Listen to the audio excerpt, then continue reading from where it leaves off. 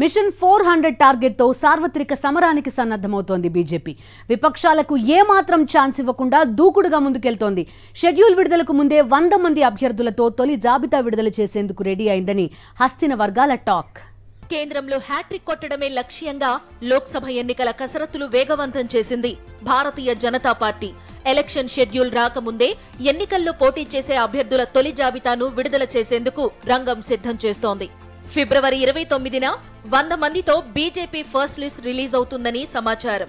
ప్రధాని నరేంద్ర మోదీ, కేంద్ర హోంమంత్రి అమిత్ షా సహా పలువురు బీజేపీ అగ్రనేతల పేర్లు ఈ జాబితాలో ఉంటాయని తెలుస్తోంది. బీజేపీ కేంద్ర ఎన్నికల కమిటీ సమావేశం గురువారం జరగనుంది. ఆ మీటింగ్లోనే తొలి జాబితాను ఖరారు చేయనున్నట్టు సంబంధిత వర్గాలు వెల్లడించాయి.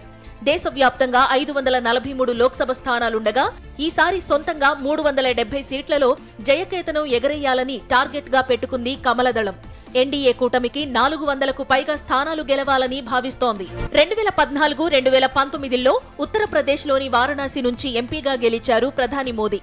2014లో 3.37 లక్షల ఓట్లు, 2019లో 4.8 లక్షల భారీ మెజారిటీ దక్కించుకున్నారు. ఈసారి కూడా ముచ్చటగా మూడోసారి వారణాసి నుంచే పోటీ చేయనున్నారు. వారణాసితో పాటు తమిళనాడులోని రామేశ్వరం నుంచి మోదీ పోటీ చేసే అవకాశం ఉందనే ప్రచారం జరుగుతోంది.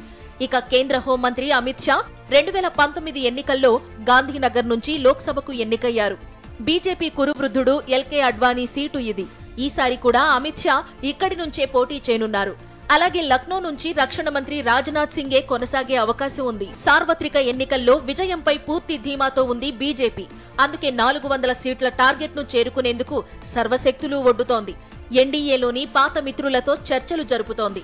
ఈ క్రమంలో పొత్తులు, సీట్ల సర్దుబాట్లు ఉన్న స్థానాలు పక్కన పెట్టి మిగిలిన సీట్లకు వీలైనంత త్వరగా అభ్యర్థులను ప్రకటించాలని భావిస్తోంది బీజేపీ. ఈ మేరకు ఇటీవల ఢిల్లీలో జరిగిన బీజేపీ విస్తృత జాతీయ కార్యవర్గ సమావేశాల్లో పార్టీ శ్రేణులకు దిశానిర్దేశం చేశారు ప్రధాని మోదీ. రాబోయే 100 రోజులు అత్యంత కీలకమని, కష్టపడి పనిచేయాలని పిలుపునిచ్చారు. పేదలు, యువత, రైతులు, మహిళలను ఆకట్టుకోవడమే లక్ష్యంగా లోక్సభ ఎన్నికలకు వ్యూహరచన చేసింది కాషాయ దళం.